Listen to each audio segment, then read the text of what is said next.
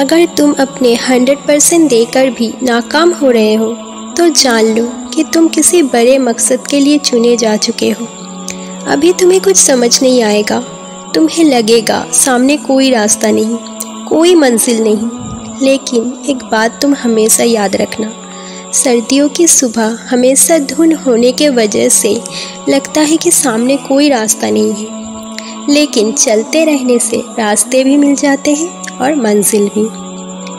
جیسے علم والے اور جاہل برابر نہیں ہو سکتے، جیسے اندھے اور دیکھنے والے برابر نہیں ہو سکتے، اور جیسے زندہ اور مرنے والے بھی برابر نہیں ہو سکتے، ٹھیک اسی طرح چلنے اور بیٹھنے والے بھی برابر نہیں ہو سکتے، ہمت ہار جانے والے اور بلند حوصلے والے بھی برابر نہیں ہو سکتے۔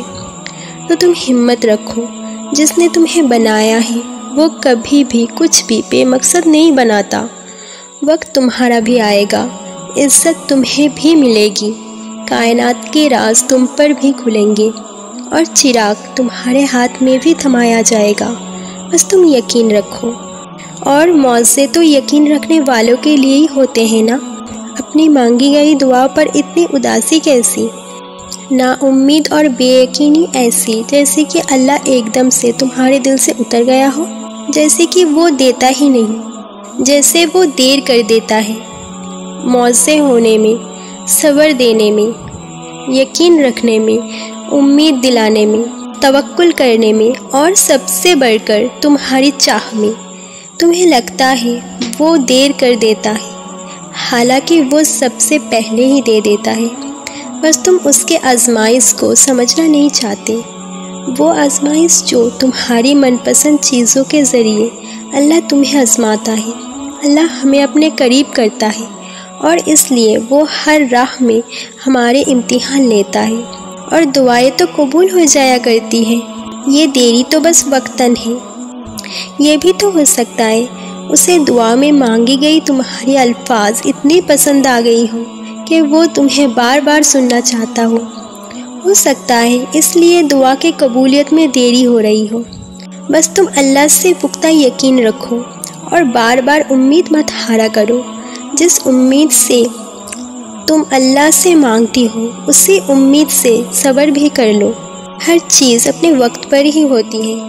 دیکھنا ایک دن معجزہ ہو جائے گا اور تمہیں یقین نہیں آئے گا، وہ کن بھی کہہ دے گا اور تمہیں اپنے صبر کا اجر بھی مل جائے گا۔